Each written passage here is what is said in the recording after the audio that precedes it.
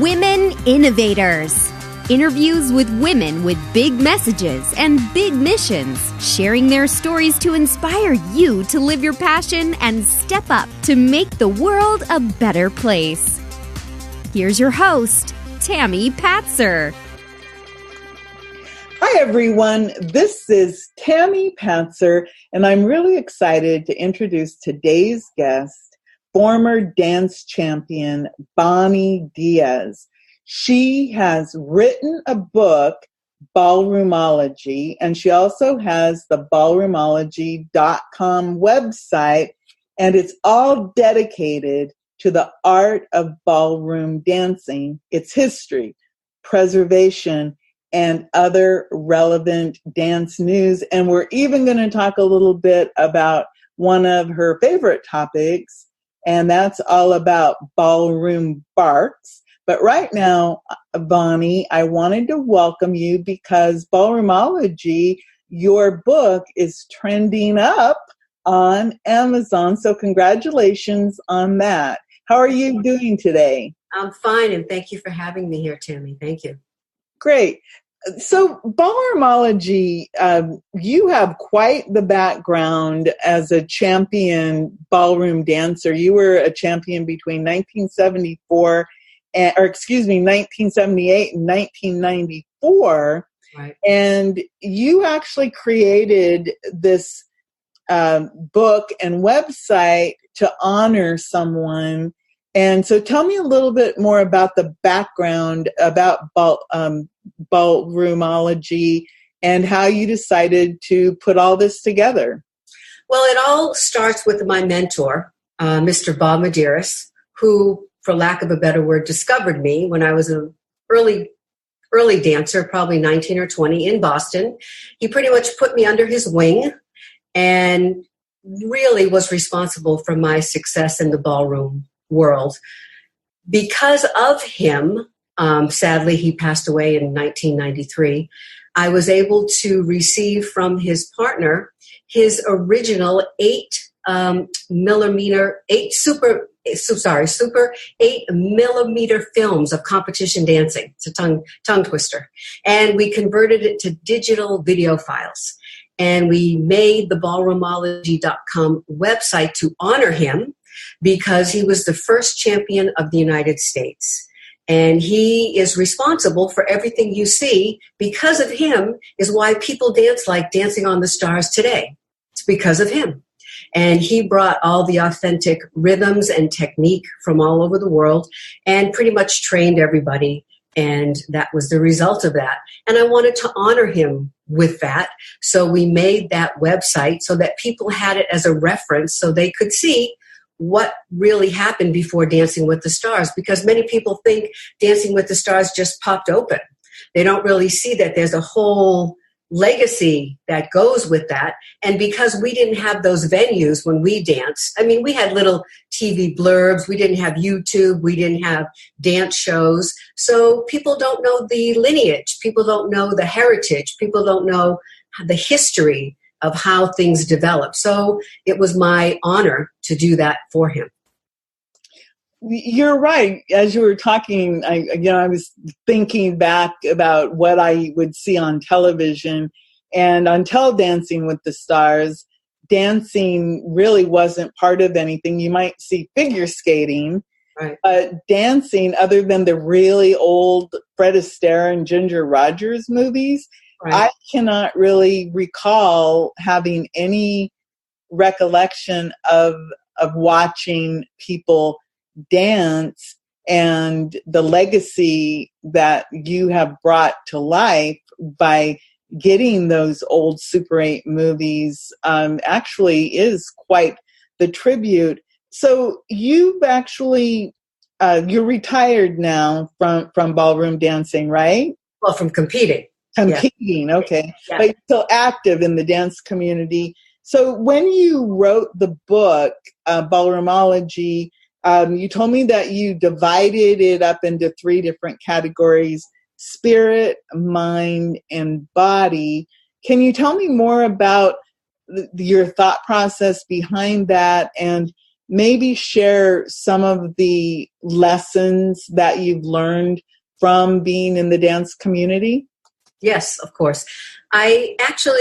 Most people do body, mind, spirit.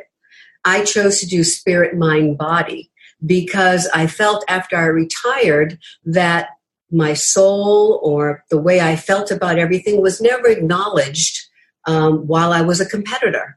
And if something didn't feel right or I was emotionally upset, there was nobody to help me with anything.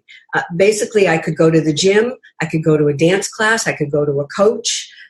Someone could teach me how to focus really strongly in a lesson.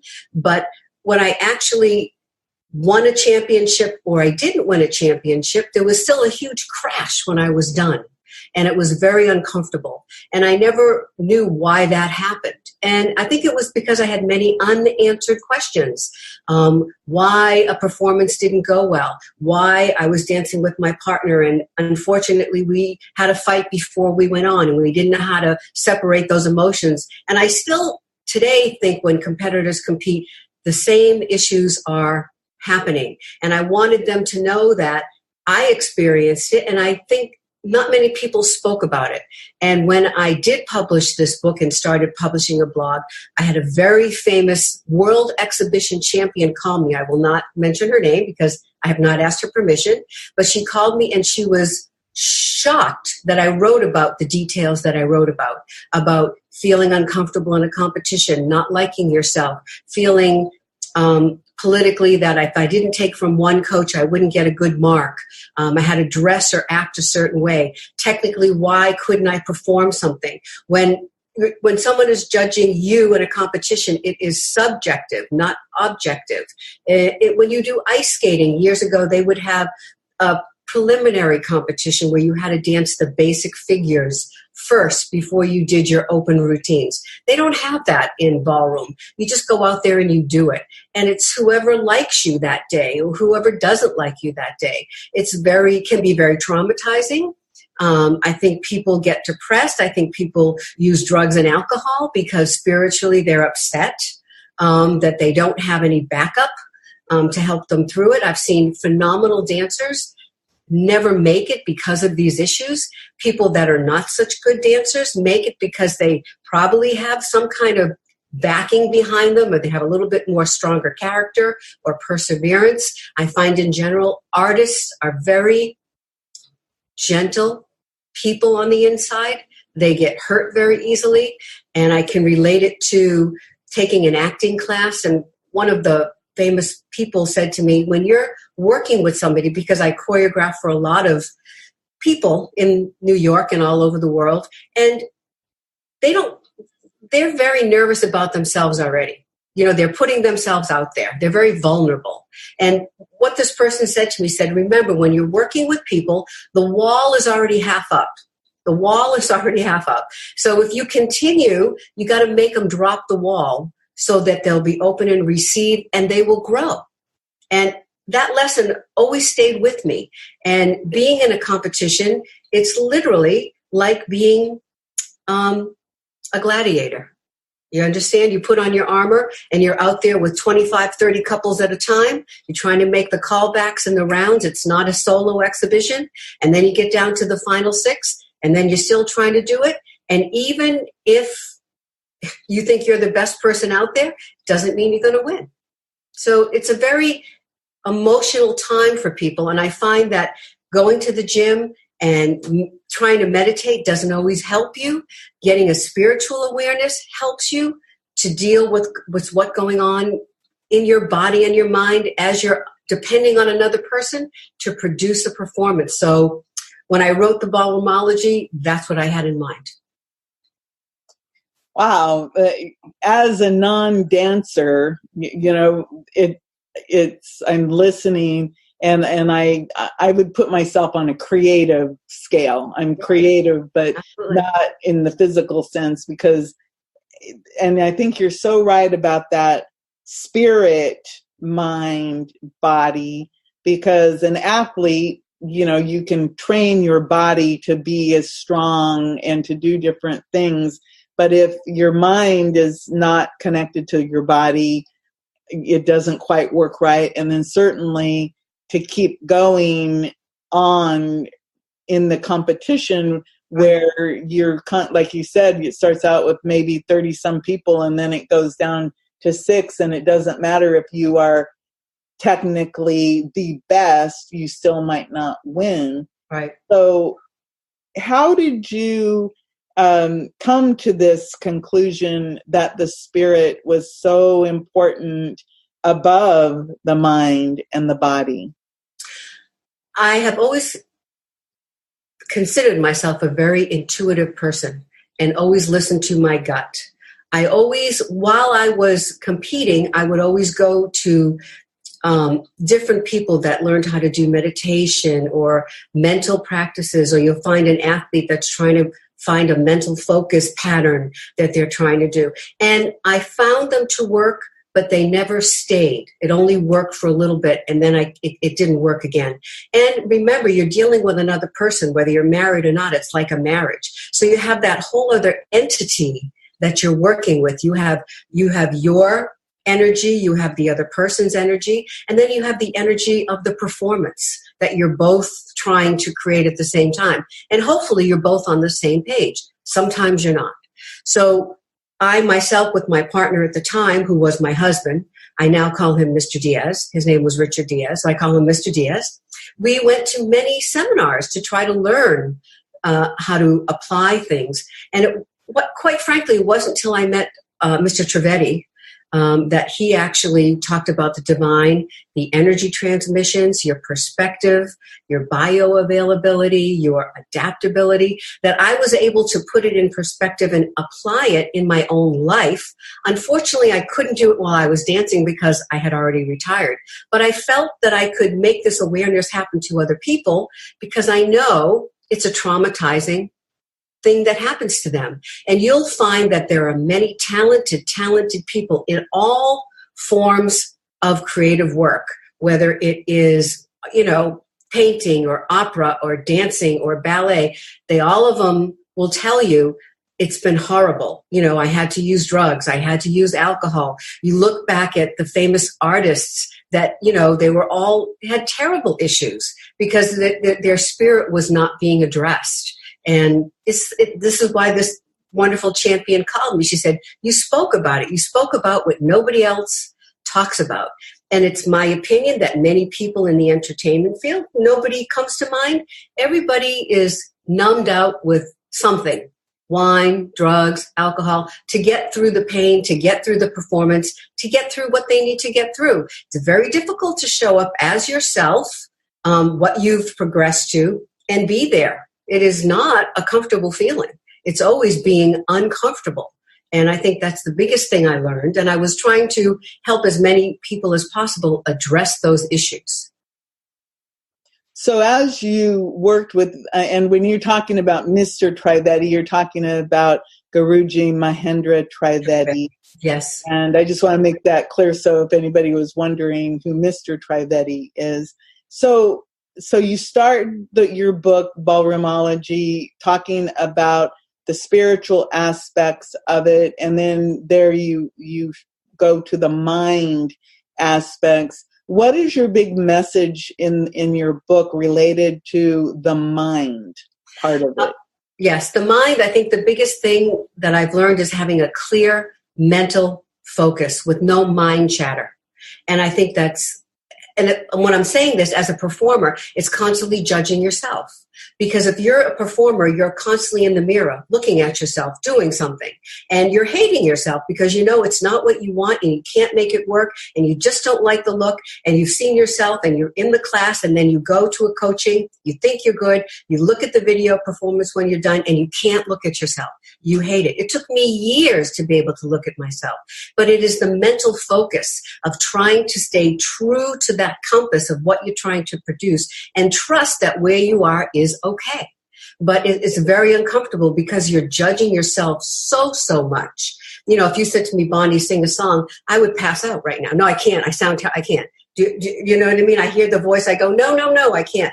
For years, I would be in front of the mirror practicing, and my coaches would be looking at me saying, don't you see? They would say, you're looking, but you're not seeing. You're looking, but you're not seeing. And it was just learning how not to have that mental chatter and that tape going on in your head, judging you, telling you over and over again, no good, no good, no good. And it's utilizing the energy of Guruji Mahendra Trivedi with the spiritual connection to the divine universe, life force, energies, God of your understanding, whatever you want to call it, that allows you to stay calm and focus your mind to be able to do and produce what you want to do when you want to produce it. Not sometimes. That's the hard part, not being consistent. So if you're doing something and you're judging or not being judged, you're producing something that you want consciously the way you want it done. And I think that is the most difficult thing that people as artists have a real hard time confronting and speaking about publicly. What you're talking about, it's very interesting, because I'm thinking about, even if you're not a ballroom dancer, anyone just living life, you're under this pressure. Right. And like what you're saying about that mind chatter of, and you're literally describing looking in the mirror and yet saying to yourself that mind chatter, it's not good enough, it's not good enough. However, technically, it's probably at that highest level of athletic ability, because dancing to me does require the fact that you're in control of your body. So once you have your mind in control and you're connected to the divine, how important is the body part of all of this? Well, your body is your instrument. Your body is your foundation. It's up to you as a dancer to honor the craft at all times. I know when I was performing, I was in ballet class every single day. When I had a show, I was in ballet class twice a day. I was at the gym. I was in yoga class. I was rehearsing 2 to 4 hours a day. I was getting as many coachings as possible. So it's a non-ending relationship. I would look at myself and I would do a performance and I would think it would be horrible. Yet I would be receiving a standing ovation. So, I still attribute that back to spirit, knowing that you're just not comfortable with yourself. You're out of place. There's a mind chatter happening. You're not hooked up to any kind of divine intelligence. And the hardest thing to remember, which I say to people, is you're dancing with another person. So you have all of their issues. And if one person is at one consciousness and one person has a lower consciousness, it is horrible, absolutely horrible. Because the man, technically, for lack of a better word, and I hate to say it, he's in charge, meaning that he's leading, he's responsible, So you can be in rehearsal and I can tell you what I would like to happen or what would help me, get this out a little bit easier. But when it comes down to it, somebody's got to lead and somebody's got to follow. They call it partnering, but somebody has to start it, And it's very difficult if you have issues and if somebody's mind is chattering or somebody's uncomfortable or somebody doesn't have the same technical expertise that you have. So you can only produce a certain amount of technicality well because the other person can't do it as well as you can. Yet you're stuck with this person, to try to finish the performance. It's really quite a range of emotions that you can go through. And that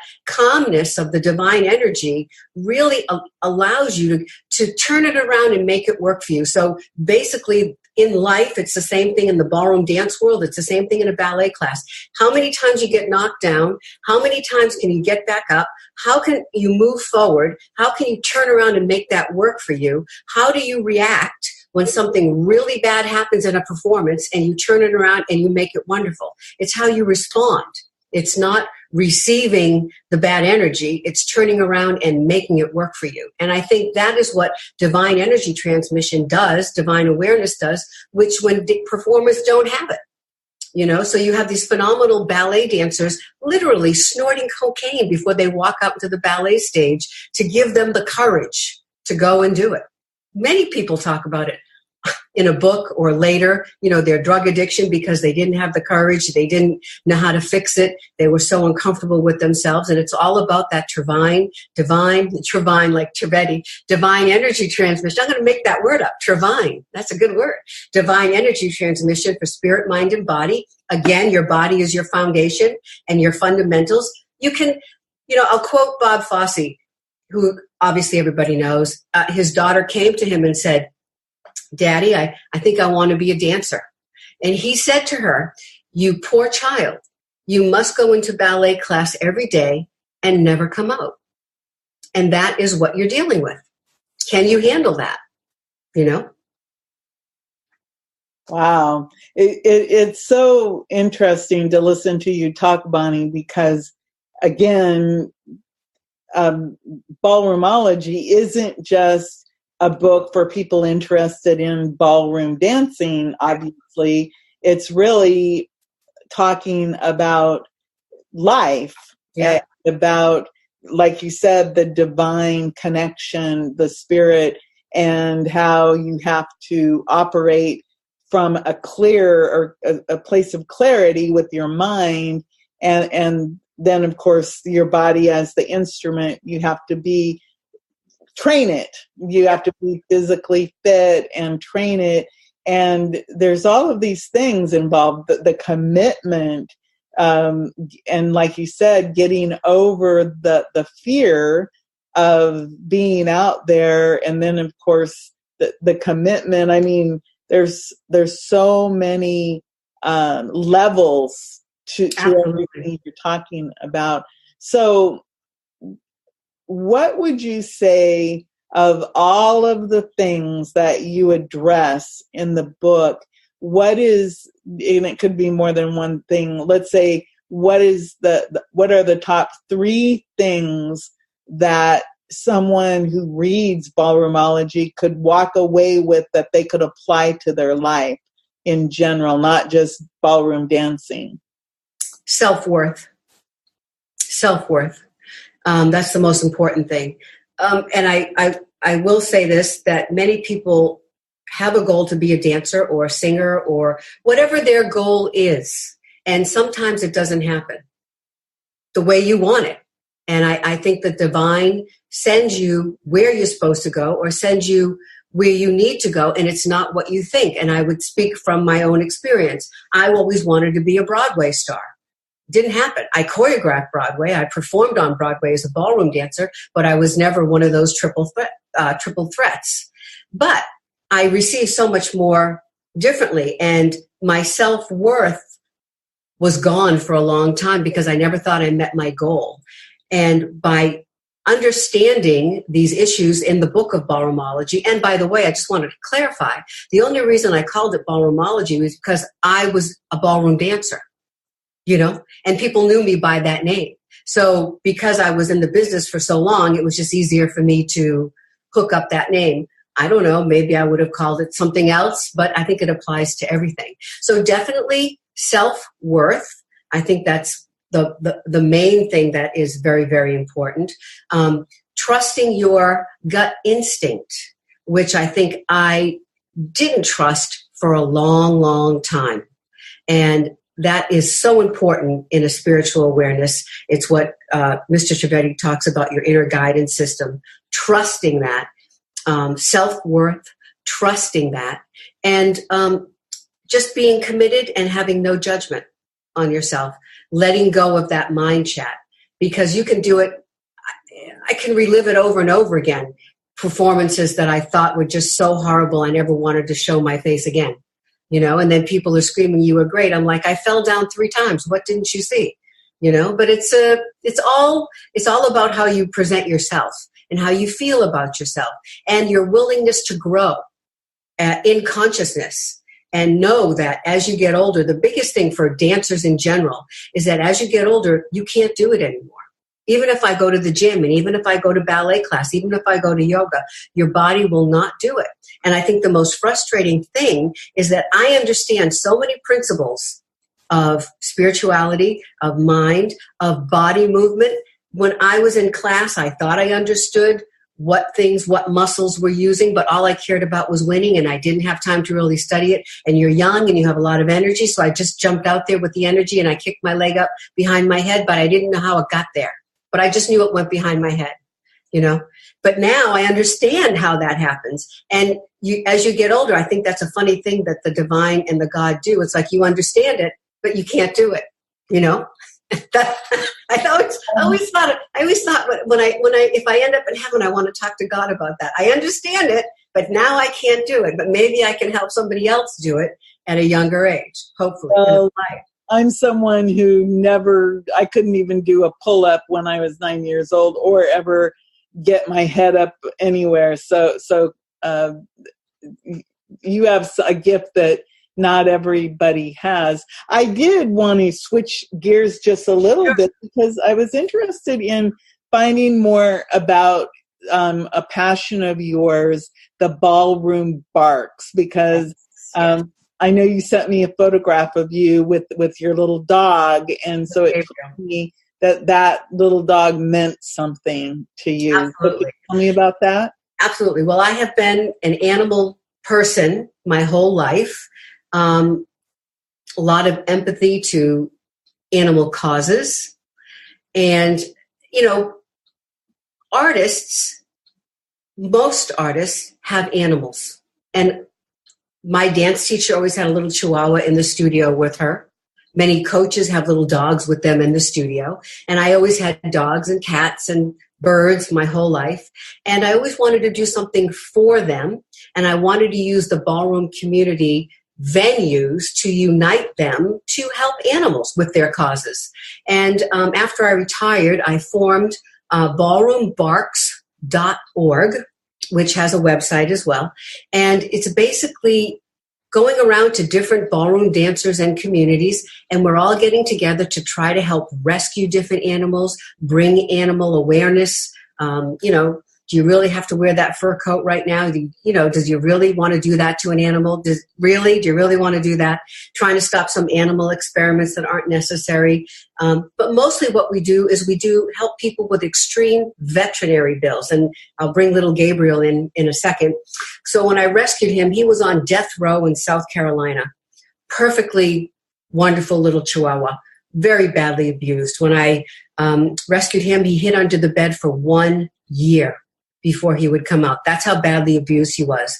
So I carried him on my chest for 8 months so he could feel my heartbeat. And he finally, pushing forward, he's now a little New Yorker. He's all over the place because I've had him for like 6 years. Now he's a big shot. But, the first couple of years were a little tough. He had some severe medical issues. He actually ruptured a disc in his back, became paralyzed in his back legs. We rushed him to the animal hospital here in New York City. And the reason I'm saying this is because they removed 3 discs in his back. They fused his spine, and he's made a full recovery. And what we try to do to tell people now is they treat animals just like they do for humans. They have physical therapy. They have chemotherapy. They have those legs and arms that you can put on an animal. They would put a dog or an animal down because they had an issue. Now they extend their life. Little Gabriel had stem cell in his knees. Everything they do for a human, they do for an animal now because they have the technology. And it's just making people aware of how to treat an animal differently. You'd have to treat them like you would a child. You have to make sure they have the right nutrition. If you brush their teeth every night, they don't have disease. It's a whole different education. So we're trying to educate people. And I put together a little video on my website, theballroombarks.org, that shows Gabriel's journey, how he was, he did acupuncture. They showed his spinal injury. They showed him doing the walking underwater with the tank, doing his exercises, and how he looked like he couldn't walk, and now he's walking. And, that kind of awareness is important. And we have also posted on our website many animals that we've helped. We've helped some in India. We've helped some all over the United States. We've helped some that had a bad knee, people that the vet bills are very, very high, and people want to help their animals. We try to encourage them and show them how to get animal insurance. And we try to teach children little seminars on how to treat an animal is how you treat your ballroom dance partner. The same thing, so there's that kindness, that awareness, in general. That's my big passion, actually. Well, that's really beautiful because, people, you brought up so many things that, I remember, back in the day when if something happened to an animal, the first thing was, they called it put them to sleep. Right. And now, of course, all of those things like a dog that had been severely abused, that they might have euthanized that little dog because they would have said, oh, there's no hope. Right. But yet you, through your love and attention, the little dog came out of it and knew that he was lovable and is loved. And now he's a good little New Yorker dog. So you're really right. And I think that really says a lot too about the different, how you can help, other people and animals, and how that community, the ballroom community, is there and can give back and everything. So that's beautiful. So it's ballroombarks.org. Right. And then it's ballroomology.com. And your book on Amazon is Ballroomology.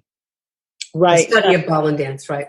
And then you also have a book, a science book, right, related to what topic that was just published by Trivedi Global. That was the effect of the consciousness and the energy transmissions with vitamin D3. Oh, okay. Vitamin D3 research, which is really important in today's world, because most of the planet, for whatever reason, is vitamin D deficient. So it's really important that there is scientific research done on that, and that you've been part of it. So, Bonnie, before I let you go, is there anything else you'd like to share? Yes, I would like to say that regarding Ballroom Barks, we also strongly try to make people aware of rescuing dogs rather than going to a breeder. And if you go to your local shelter, it's always important to, rescue an animal first, because 99.9% of the time it's a great animal that we don't know how they got there. And you want to go to, unfortunately, what's called the control centers, animal care and control. Every city has one.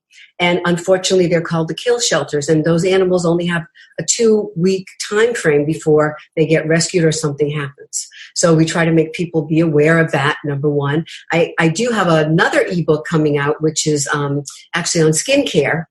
That will be out in a couple weeks. But the vitamin D3 is, I have a website out, bonniediaz.com, specifically for my energy transmissions, which I use for animals and artists. And we deal with talking about anxiety, performance anxiety, which is important, how to deal with whatever it is you're dealing with at the time.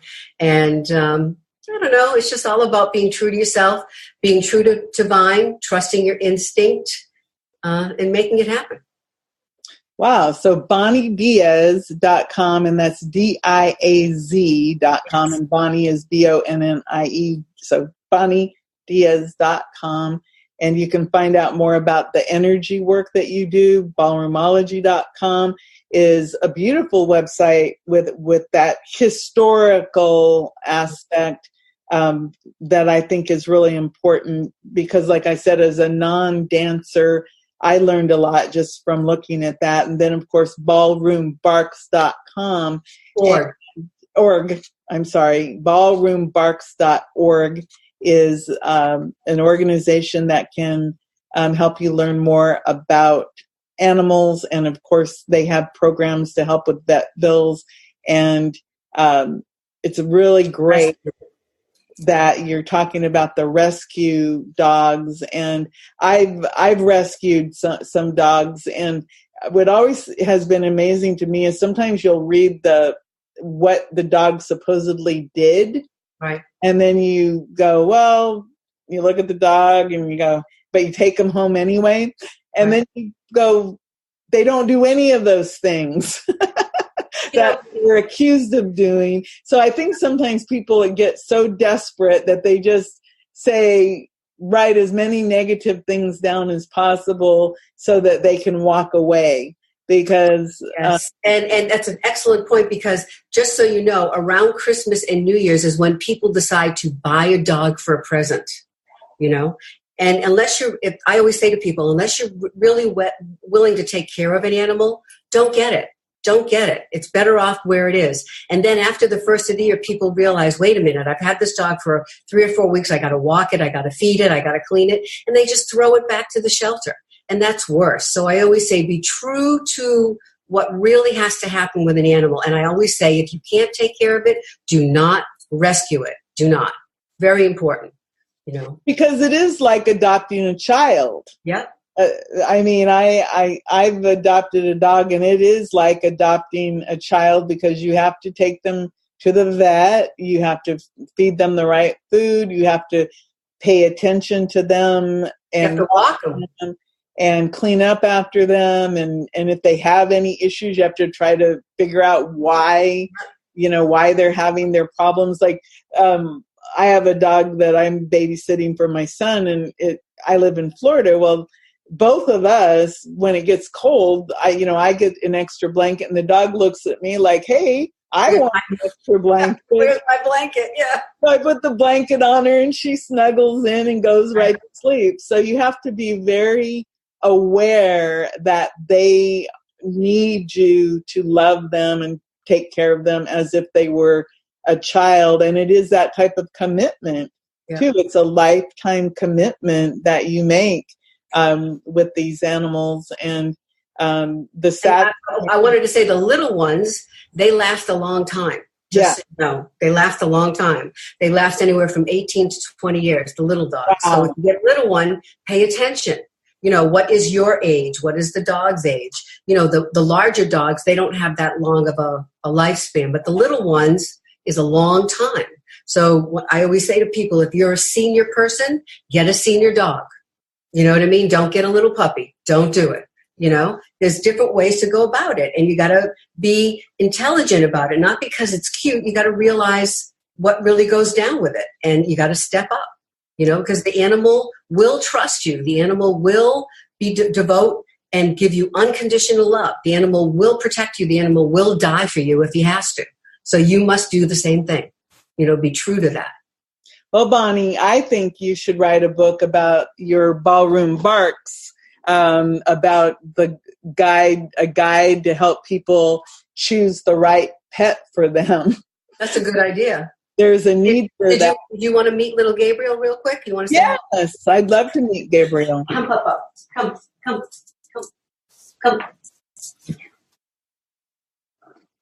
I just woke him up out of a deep sleep. He's a little cranky. Oh. This is little Gabriel. Hi, Gabriel. Yeah. Hi, Auntie Tammy. Hi. Say hi. This is Gabriel Jackson, known affectionately around the world as Little G. Little G. He's a good boy. He's a Chihuahua, and he's 8 years old. And he does a lot of rescue work with me, and we do donations of shelter work all over the country. And he comes to different events. He gives me a kiss, a little kiss. Thank you. Yeah, so that's my baby. Oh, he's so cute. Little G. Little G. Well, that's so wonderful. Well, Bonnie, it's really been enjoyable talking with you. And again, let's see, ballroombarks.org, ballroomology.com, bonniediaz.com, and you can get Ballroomology on Amazon right now. Right. And of course, check out the website.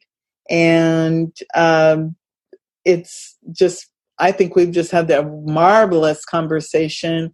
And is there any last thing in case I forgot to ask you something? I think that you were phenomenal, and I thank you so much for the opportunity. And you put that in my head about the ebook for Ballroom Barks, a guide to ballroom dancers, helping the animals. And I think that's the next thing that's going to happen. Good. Well, I think it's important because I know that, animals, that they're here and they give us so much love, and they deserve to get back, all that love from us and that protection that we should provide. And thank you. And I just wanted to say, how you treat an animal is how you treat a human. So It's important. But I thank you so much for your time and for the opportunity. And little Gabriel and I look forward to working with you again in the future. You want to say goodbye, little G? Bye, little G. Thank you. So everyone, this has been Bonnie Diaz, little G, and this is Tammy Patzer. Go make it a beautiful day. You've been listening to Women Innovators with Tammy Patzer. To learn more, please go to womeninnovatorsradio.com. And please do subscribe and share to spread the big messages and big missions to change the world.